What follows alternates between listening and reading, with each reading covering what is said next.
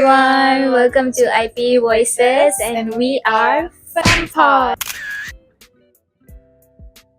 And this is a podcast where we talk about global economic issues in a way that's fun, simple, and actually makes sense. I'm Arisa. And I'm Nisha. Today we are talking about cryptocurrency. Some people call it the future, and I think it's just another bubble waiting to pop. The whole thing is a promise that you can get rich for free.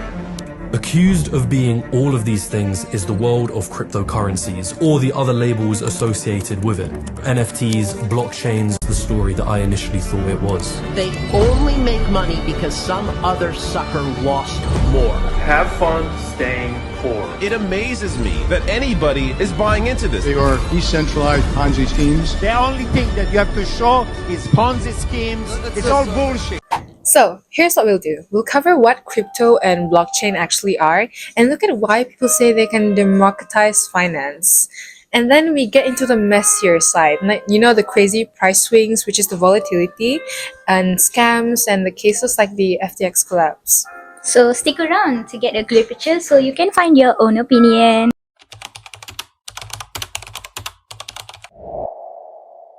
Okay, now let's start with the big promise of cryptocurrency decentralization. Now, back in 2008, a guy named Satoshi Nakamoto, he dreamt of Bitcoin as a kind of money that banks and governments couldn't control. Yes, it's not like a regular banking where the bank kept the ledger with the crypto and all. There's a blockchain and a public record of every transaction spread across thousands of computers. The Bank for International Settlement call it a distributed ledger, and basically it means that nobody gets to act as the boss. Now, that fits into the bigger picture of financial democracy. Now, supporters of crypto say it gives the power back to the people, especially in places where a lot of people, they don't even have bank accounts, such as parts of Africa, Latin America, and South Asia. Now, this allows the people to send or receive money digitally without going into a bank. Yeah, totally. A good example of Bitcoin used during high inflation crises like the Argentina and Venezuela, when their national currencies lost value quickly, some citizens turned to Bitcoin instead, just to protect the value, or they had to make day-to-day amendments. And another reason why people left crypto is transparency. Blockchains are open for anyone to see, so you can actually track transactions. Crypto supporters argue that this helps people fight corruption and makes the whole system trustworthy.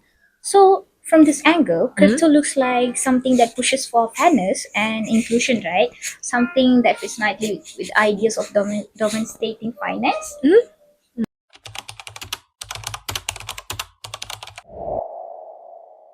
No, but let's not kid ourselves. Let's talk about the darker side, because reality isn't always rainbows and sunshines. And institutions like the European Central Bank and the Bank for International Settlements, BIS, have repeatedly warned that crypto markets are wild, meaning it's extremely volatile. Prices swing like crazy, and there's a ton of speculations and easily manipulated.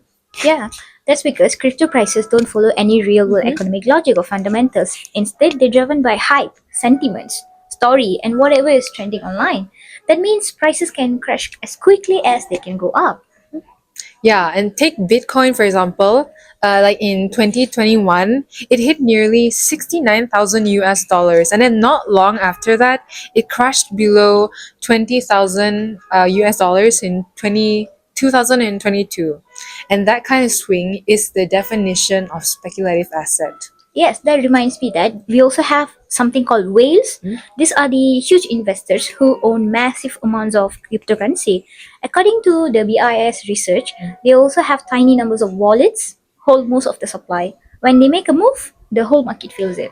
Everyday people, they just toss around. And let's not forget about the role of influencers. The pump and dump schemes happen all the time. It's where influencers promote a coin, and then the price goes up, they sell, and then everyone else gets stuck with losses. Oh, that reminds me, the bigger real world example of crypto risk would be the FTX collapse in 2022, I guess. So FTX was one of the largest crypto exchanges in the world. according to an investigation reported by the BBC and New York Times, billions of customers' funds were misused. So the company CEO was convicted of fraud and millions of users lost money. So that's that.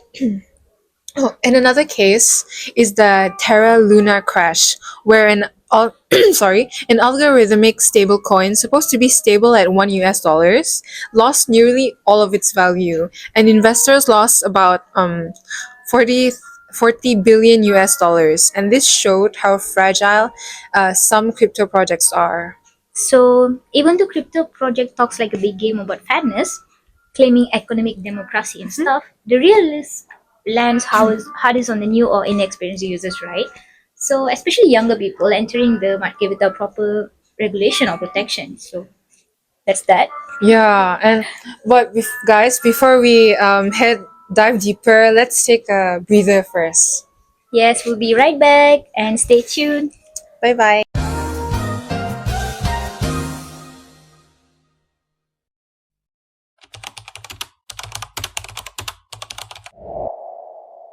Welcome back, guys. Hope you guys took a break as well because all this talk is going to fry your brain. Yeah, because the first time I learned about cryptocurrency, I was like, okay, but now let's pull back and see where it fits into the bigger political economy picture. Now, political economy is all about who wins and who loses. Oh my god, that reminds me that in crypto, it's often the early adopters and the big players like the tech insiders, large investors who gain the most, right? Meanwhile, the latecomers like the small investors ended up carrying the losses when the market crashed, of course. So power is still concentrated, as we can see, just in a different group. Yeah, and governments, they're worried because if everyone starts ditching national currencies for crypto, states can lose control over things like inflation and financial stability. Yeah, so Arisa, do you think this crypto story is just really complicated, man?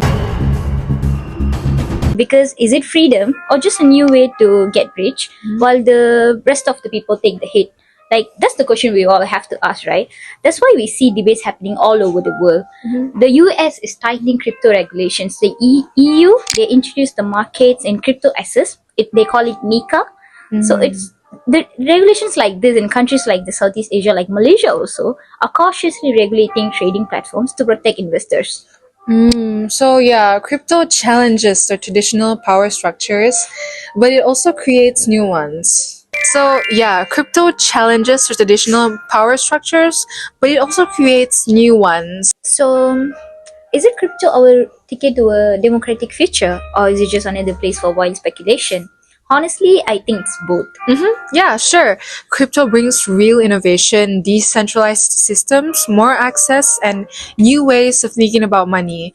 And this can really help people take part in the financial world, especially in places where their economy is unstable. Yeah, totally agree. But sometimes the crypto markets are risky, unpredictable, and dominated by the big players, like the big investors and stuff. So look at the FTX case that we discussed, the Terra Luna. It all fell apart so fast without proper regulations.